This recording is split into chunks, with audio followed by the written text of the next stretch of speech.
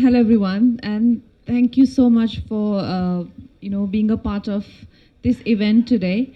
We didn't expect such a massive turnout, and it's so wonderful of you all to remove time and be a part of our trailer launch here.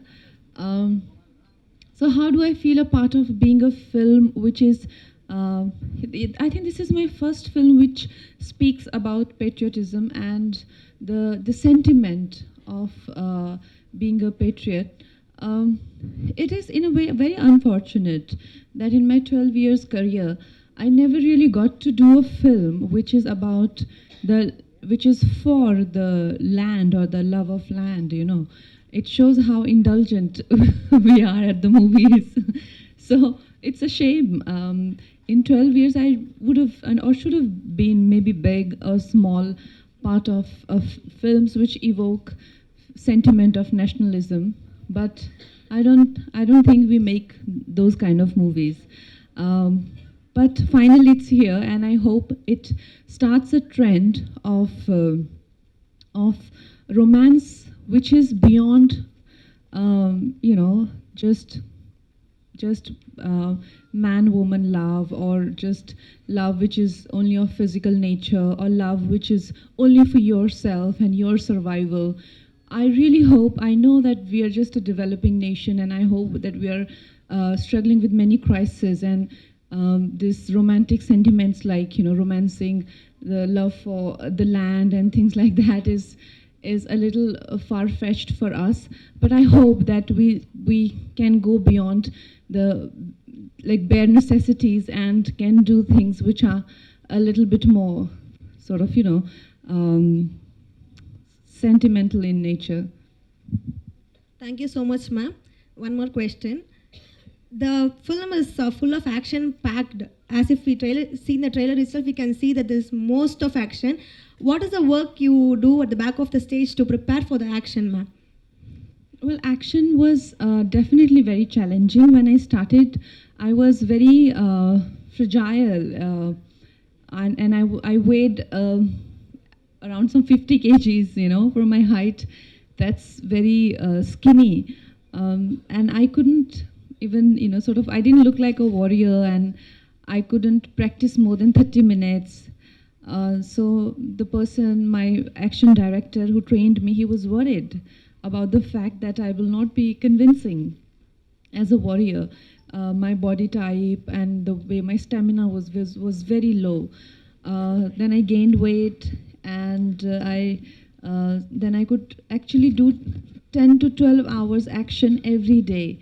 And it was a journey. It was something very different to be galloping, to be fighting with swords, to be fighting with two swords sometimes, hand combats, jumping off the horses, and sometimes falling with the horses. Along with the horse, you rehearse a fall some 25 times, and then you do it. So it's a very different world for me, and it took me a little aback, and I was like, oh, I'm not able to handle all of this. So it was, yeah, very different experience. Thank you so much, ma'am. One last question. There is a great banner for this movie. Many people worked around it. Vijayendra Prasad sir, and many of them. How would you feel working about great talents, ma'am? Um, I think we call this movie, like this movie has brought about so many talents from all across the country, and it's been uh, gratifying for me to be working with Vijender sir or Danny sir or Kulbhushan sir, with the very some of the senior actors and artists, Shankar Ehsan Loy, Prasoon sir. All these people I've been only, sort of been a fan of or been following like a fellow artist, but never really got a chance to work with them. So in that aspect also, it's been absolutely gratifying. Thank you so much, sir. Thank you so much, ma'am. So now the stage is open for media persons to ask the questions. The question is for Kangana. Normally, it's very difficult for an artist to be a director, but this is a period film. How was your experience here? Because it would have been a little bit difficult there. Also, you should have gained some knowledge from someone else to be as an actor as well as a director. Yes. Well, it was not an easy thing to do, but I think, in a way, what helped me that I came after, like, I was the second person who directed it, if that makes sense. So a lot of action was already done with Nick Powell and Chris. So they had done a significant part of the action, which was actually very challenging because action was very draining. And drama is mostly done by me alone. So even that was very challenging because in those kind of costumes, to be running to the monitor, and when it is not your shot, you usually go back to your van and you make sure that your makeup doesn't run out, or your hair doesn't, sort of get messy. But instead I would stay on the set and, direct other actors' scene. So and it was hot and it would just become very inconvenient. But other than those physical discomforts, I don't see like a like a real obstacle for me while I directed, because I spent a lot of time with writers. I actually, when I went on floor, if I shot for 45 days, I must have spent the same amount of time with for lyrics and for dialogues and for the structure and the screenplay. And they were like, "Oh my God, if she's going to take so long with every scene, like going and being sure about what we're going to shoot, then she will be very sort of, the way she shoots must be very tedious." But they were shocked that I actually only do one take. Because I actually feel that shooting is not the challenging part of filming. What to shoot, to decide that, to take that decision, to prepare for that is the challenging part. If you invest enough time on that, the day of the shoot is not actually difficult because you've actually gone through that in your mind. You know how the day will pan out, unless something unexpected happens, like it rains or the horse doesn't behave or some actor falls sick, which you're anyway going to be prepared for, or covered for, insured for. Then it's not a difficult thing.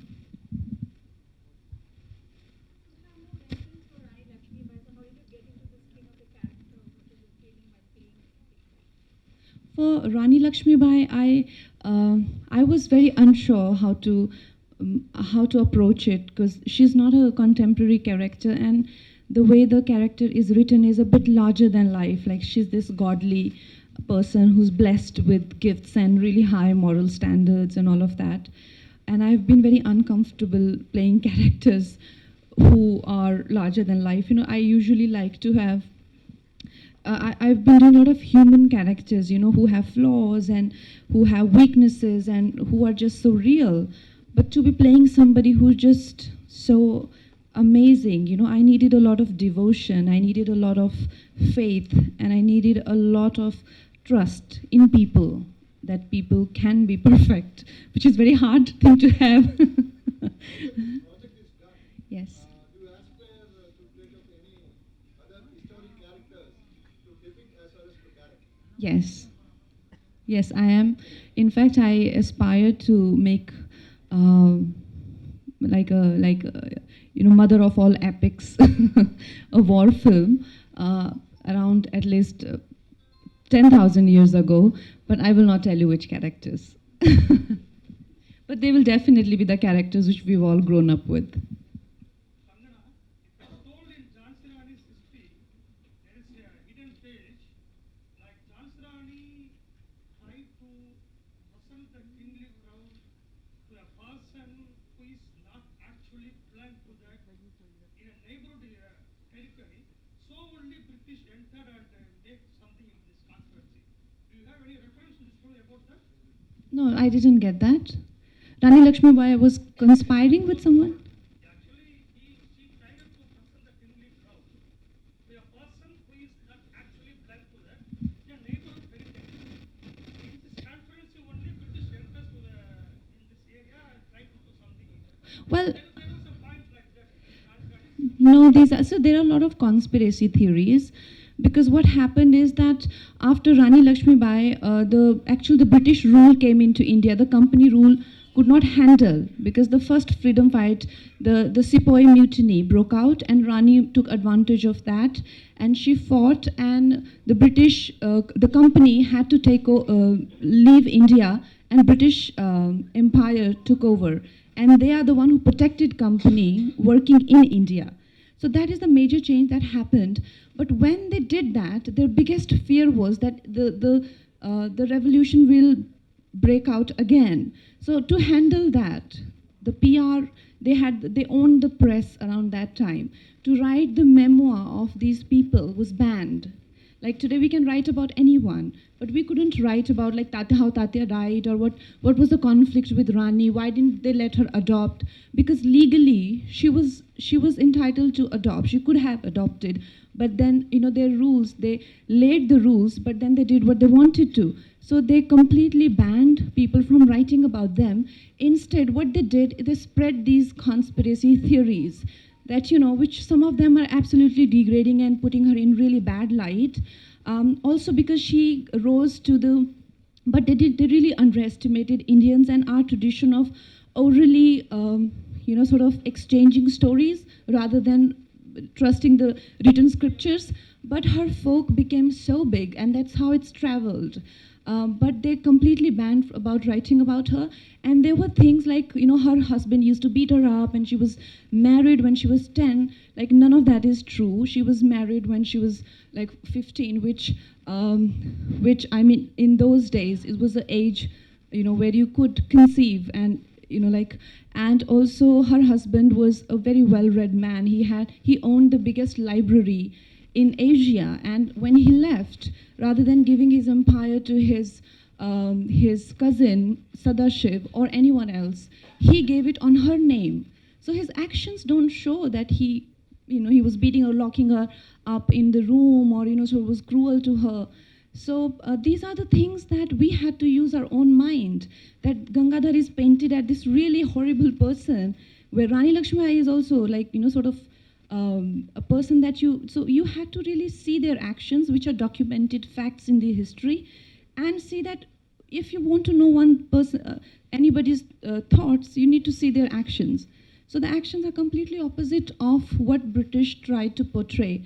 So like Prasoon sir being the CBFC chairperson and the head of that, we have only stuck to what is documented and what is absolutely we're sure about, the turn of events. As far as the neighboring states are concerned, we know for a fact that states like Datia and Orcha, I don't know what they're called in today's time, but in those days, they were called Datia and Orcha. They joined hands with British, and they said that if they get Jhansi and they lend them their own, because company didn't have a lot of strength.